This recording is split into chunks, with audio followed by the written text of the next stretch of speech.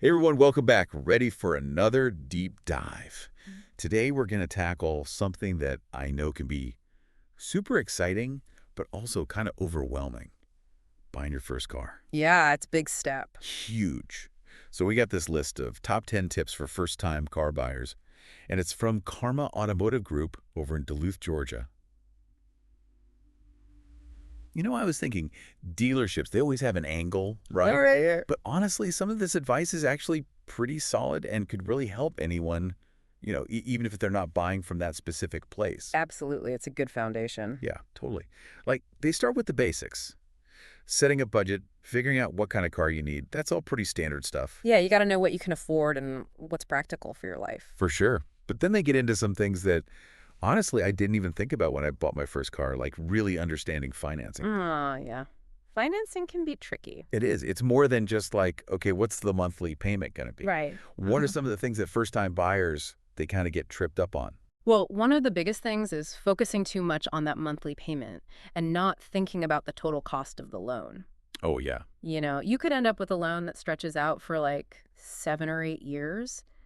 And yeah, the monthly payments might seem low, but you end up paying way more in interest over the long haul. You're basically paying for like two cars at that point, almost, right? Yeah, pretty much. It's crazy. And then, you go into the dealership, you're all excited about getting a new car, and then bam, they hit you with all those add-ons. Oh, yeah, the extended warranties, the paint protection, all that stuff. Yeah. And it sounds good in the moment, but do you really need it? Exactly. You got to weigh the cost versus the benefit and not just get pressured into something you don't need. Totally.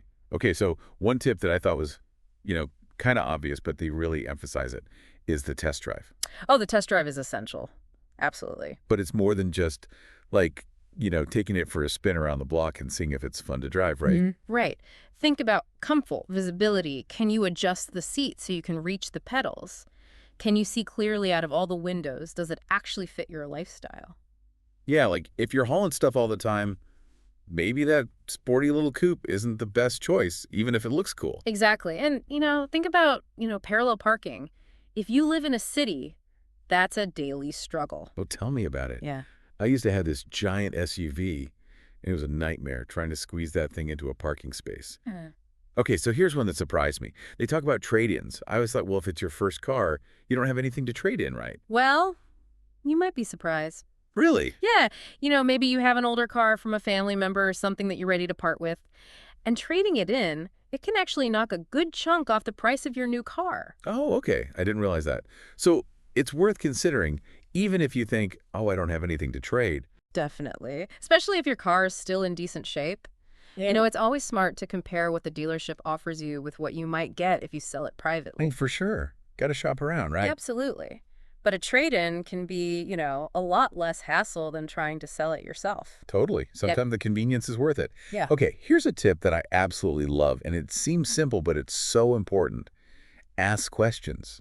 Don't be afraid to ask questions. Yeah, that's huge. You're spending a lot of money on a car. It's a big investment. You deserve to understand everything. Yeah, and feel comfortable, like you're not getting, tricked into something. Mm-hmm. What are some of the, must-ask questions, that people should always ask? Well, one of the big ones is the car's history. Yeah. Has it been in any accidents? How many previous owners has it had? Get that vehicle history report. Definitely. And don't be shy about asking about specific features, especially if it's something you've never had before, like lane departure warnings or adaptive cruise control. Yeah, all those fancy new things. I remember when Bluetooth in a car was like the coolest thing ever. I know, right? It's amazing how quickly technology changes. Totally. And speaking of technology, I noticed in these tips, they've mentioned this, like AI assistant. It's called Danny, I think. Yeah, Danny. And, it's like, is this just a gimmick? Or can it actually help someone find the right car? Mm-hmm. And what about the potential downsides? Well, it definitely shows how technology is changing the whole car buying experience.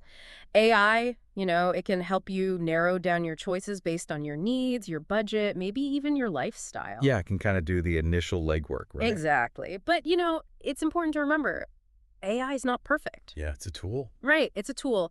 Don't rely on it completely. Still do your own research, read reviews, compare different models. Trust your gut. Always trust your gut. Okay, so we've covered a ton of information. As we wrap up, what's like the one thing or maybe the couple things that really stand out to you from these tips? I think the biggest takeaway is do your homework. Yeah. Think about your needs, your budget, what features you absolutely can't live without. Don't be afraid to walk away if something doesn't feel right. That's such good advice. And, this whole conversation about AI, it kind of makes me wonder, is the traditional way of buying a car, like going back and forth with the salesperson, haggling over the price, is that all going to go away? That's a good question. It is, right? Is the future just going to be like clicking buttons online and having a car delivered to your door? I guess we'll have to see, but it's something to think about as you're out there navigating the crazy world of car buying. So good luck out there, everybody. Good luck.